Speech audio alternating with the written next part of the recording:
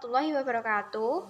Perkenalkan, nama saya Siti Nur Aini, nomor induk mahasiswa 20030460039 dari kelas PPI 3B. Di sini saya akan memaparkan materi tentang pandangan filsafat tentang hakikat manusia dan pendidikan.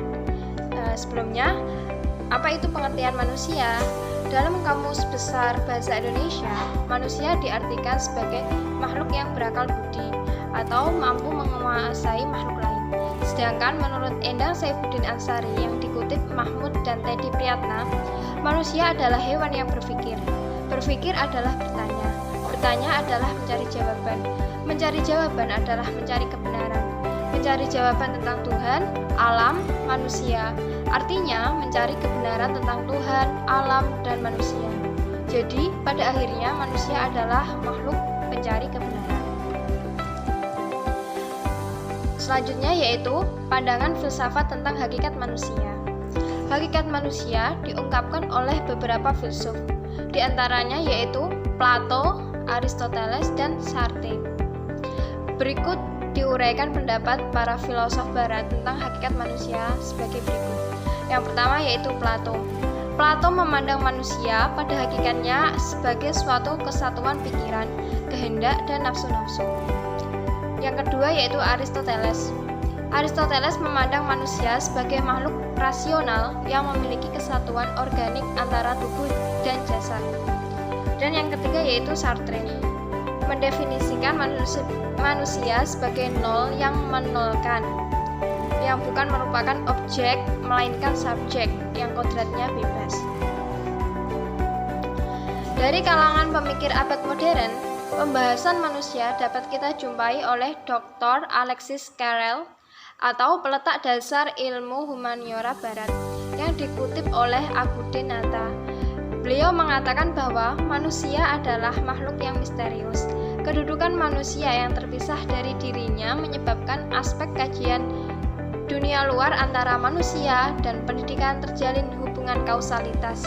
Karena manusia, pendidikan mutlak ada, dan karena pendidikan, manusia semakin menjadi diri sendiri sebagai makhluk manusia yang manusiawi.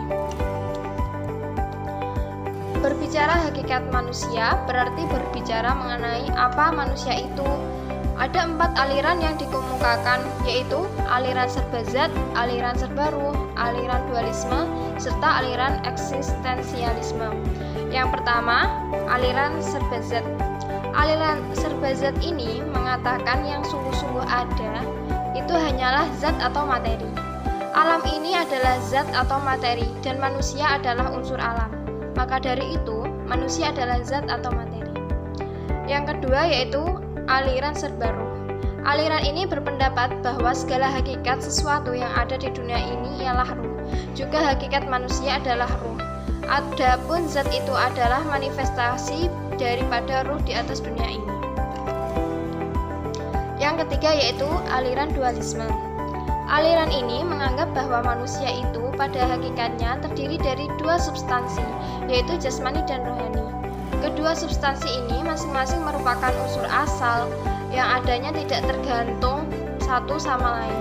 Jadi bahan tidak berasal dari ruh dan ruh tidak berasal dari bahan.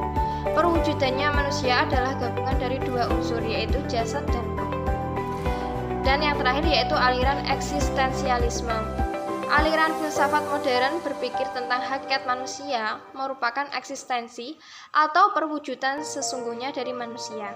Jadi intinya hakikat manusia itu yaitu apa yang menguasai manusia secara menyeluruh. Di sini manusia dipandang tidak dari sudut serba zat atau serba ruh atau dualisme dari 2 aliran itu, tetapi memandangnya dari segi eksistensi manusia itu sendiri di dunia ini. Berikutnya yaitu pengertian pendidikan. Pengertian pendidikan secara umum.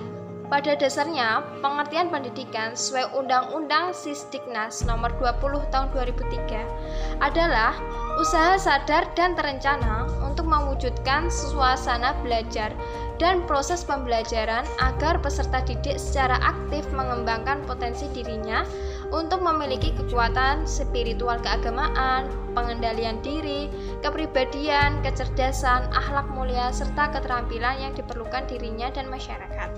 juga merupakan suatu proses. Pendidikan sebagai suatu proses digambarkan oleh beberapa ahli pendidikan barat. Selanjutnya yaitu pandangan filsafat tentang pendidikan. Filsafat mempunyai pandangan hidup yang menyeluruh dan sistematis sehingga menjadikan manusia berkembang.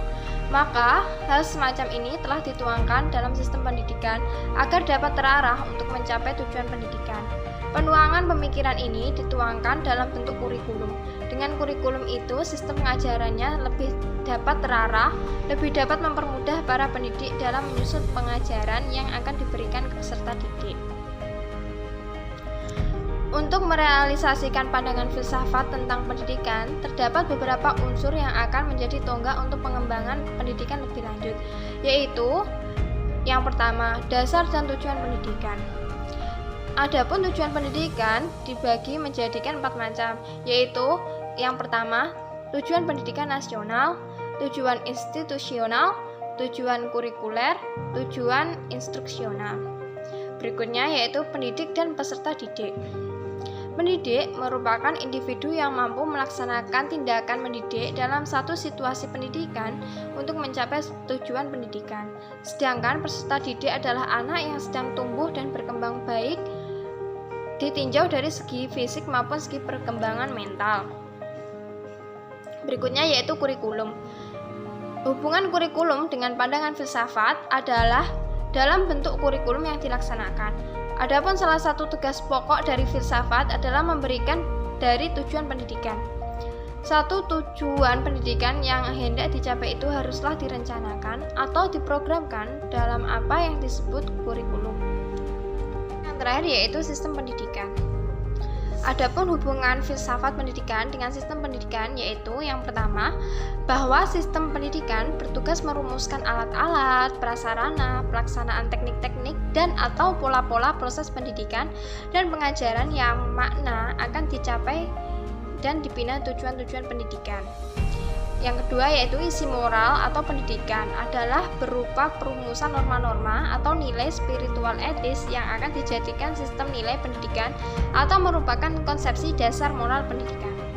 Dan terakhir yaitu filsafat pendidikan sebagai suatu sumber lapangan studi bertugas merumuskan secara normatif dasar-dasar dan tujuan pendidikan, hakikat dan sifat hakikat manusia, hakikat dan segi-segi pendidikan, isi moral pendidikan, sistem pendidikan yang meliputi politik kependidikan, kepemimpinan pendidikan, dan metodologi pengajarannya, pola-pola akulturasi, dan peranan pendidikan dalam pembangunan masyarakat. Sekian yang dapat saya sampaikan. Mohon maaf apabila ada kesalahan dalam perkataan. Wassalamualaikum warahmatullahi wabarakatuh.